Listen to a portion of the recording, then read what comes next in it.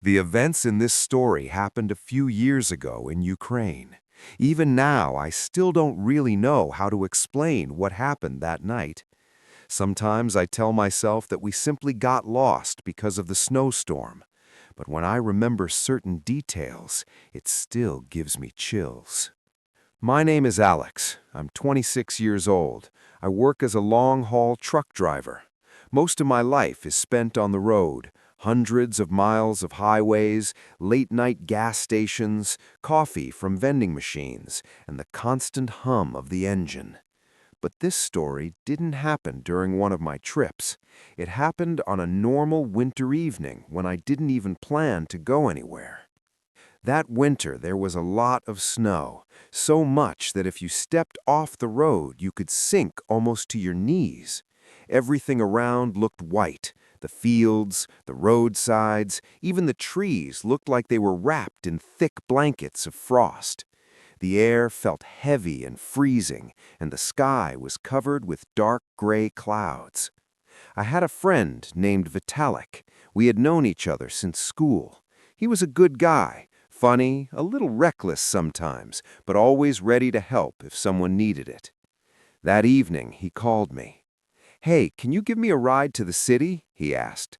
"My car's in the repair shop. I need to pick it up and see Sophia." Sophia was his girlfriend. He talked about her all the time. I didn't really have anything to do that night, so I agreed. About an hour later, I was already driving down the snowy road toward his village. The closer I got, the stronger the snowstorm became. The snow was falling in big, heavy flakes, and the wind was spinning them around so badly that my headlights could barely cut through the white wall in front of me. The village looked almost empty. A few yellow lights were glowing in the windows through the storm, but the streets were completely deserted. Vitalik was already waiting for me near the gate of his house. He quickly got into the car, brushing snow off his jacket. "So, ready?" he said, rubbing his hands together to warm them up. "Let's go, and don't tell me you're going to drive like a maniac again once you get your car back." He laughed. "No way. This time I'll be careful." We left the village and got back onto the highway. Quiet music was playing in the background. The heater was working perfectly, and everything felt completely normal. But something about that drive felt strange from the very beginning. Maybe it was the weather. The snowstorm kept getting worse. During the entire time we were driving, about 40 minutes, only 3 cars passed us from the opposite direction. Each one disappeared into the snowy darkness just seconds later. All around us were only dark forest lines and endless empty fields. Suddenly, Vitalik spoke. "Hey, can you stop for a minute? I need to go." I slowed down and stopped right on the road. I didn't want to pull over onto the shoulder because the snow was so deep that the car might get stuck immediately. Vitalik opened the door and a blast of freezing wind and snow rushed into the car. He walked a few steps away into the darkness. Only a few seconds passed before the door suddenly opened again. Vitalik leaned inside. His face looked strange. "Alex, do you hear that?" he asked. "Hear what?" I said. I turned the music down. We both listened. At first, there was only the wind, a strong whistling wind that sounded like it was moving through the trees somewhere in the distance. And then, very far away, almost buried under the sound of the storm, there was a scream, a quiet one, desperate. It sounded like a voice, and it seemed like a woman's voice. We looked at each other. "You heard that too?" Vitalik said quietly. I nodded. A few seconds later, the scream came again, very far away, somewhere in the forest. "We should check it out," Vitalik said. I hesitated for a moment, because honestly, the situation felt strange. What would someone be doing in the forest at night during a snowstorm like this? But maybe someone really needed help. I turned off the engine. We grabbed our flashlights. I locked the car, and we started walking toward the direction where the scream seemed to come from.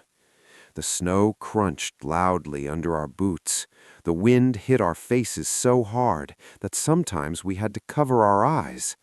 Our flashlights only lit up a few meters ahead of us. Beyond that, there was nothing but darkness and endless snow. We walked for about 5 minutes, then a few more, but we didn't hear the scream again. Only the wind and the sound of trees moving in the storm. "Vitalik, maybe we should go back," I said. "There's no one here." He stopped, stood there for a few seconds. Then suddenly he looked up into the dark forest and shouted, "Hey, is anyone out here?" His voice echoed through the trees and then disappeared into the storm. No answer, only the wind. Vitalik sighed. "All right, let's go back." We turned around and started walking back toward the road where the car should have been. And that was the moment when everything started going wrong. We walked for about 3 minutes, then 5, then 10, but the road wasn't there. There were no tire tracks, no car, nothing. All around us were only trees, darkness, and endless white snow. I stopped. "Wait," I said. Vitalik stopped. He slowly turned around, pointing his flashlight at the trees, and then he suddenly cursed. "What the hell is this?"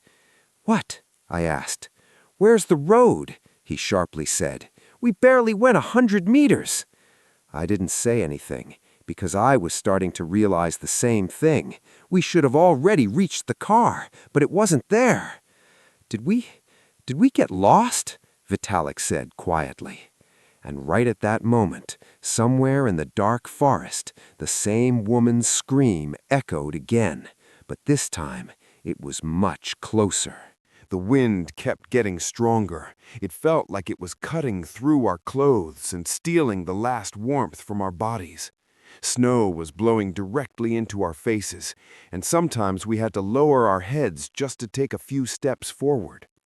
There was no signal on our phones. We checked several times, not a single bar.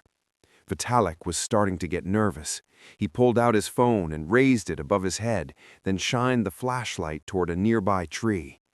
"Maybe if I climb that tree, I can catch a signal and check the map," he said. I looked at him, then at the tree covered in snow and ice. "Are you serious? You'll just fall off it." He was about to argue, but suddenly we both noticed something ahead. Through the blizzard, between the trees, we could see what looked like a narrow road. It was almost completely covered in snow, but if you looked closely, you could see dark lines in it. Tire tracks, and they didn't look old. The snow hadn't completely covered them yet. "Look," Vitalik said quietly. We walked closer. It was definitely a road, and someone had driven through here not long ago. "That means someone comes through here," I said. "Maybe a forest ranger." We didn't know which direction to go, so we just picked one randomly and started following the tracks. Walking was getting harder and harder. The snow kept collapsing under our feet, and sometimes the wind was so strong it felt like it was pushing us backward. After a while, my flashlight caught something ahead, a metal sign, old and half buried in snow. I wiped the ice off it with my glove. It said that further ahead there was some kind of nature reserve. Unfortunately, there was no map on the sign, but at least now we knew one thing. If this was a reserve, there had to be someone watching over it, a ranger.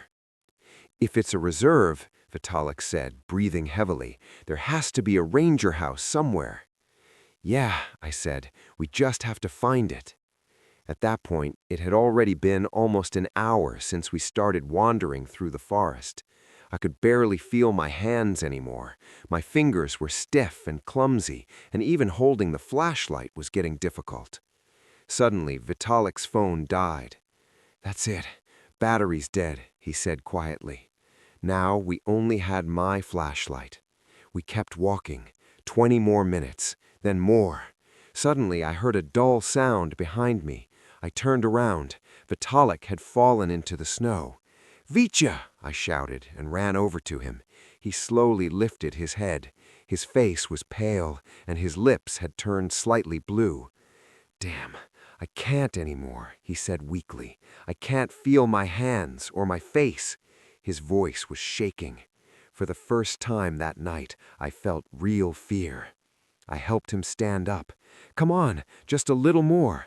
We've been walking through this forest for almost 3 hours. We have to find something." I tried to sound confident, but I was losing strength too.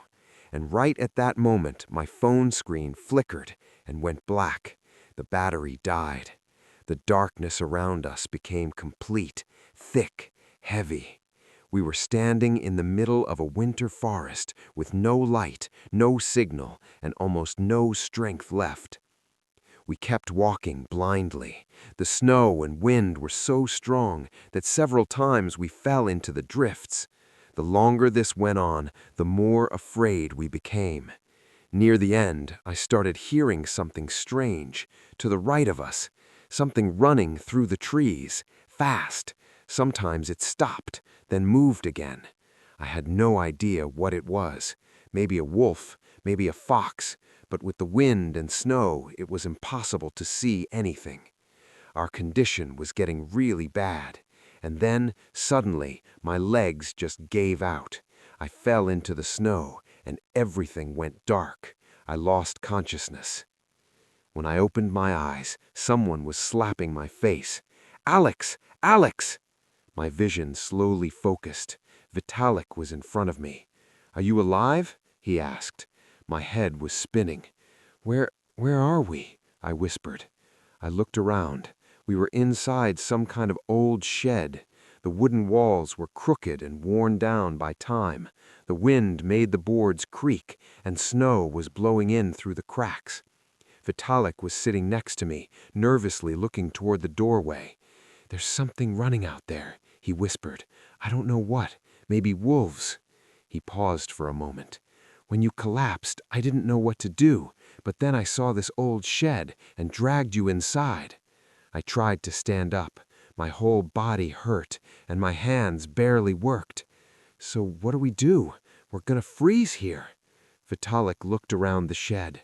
"Maybe we can use some of these old boards, start a fire."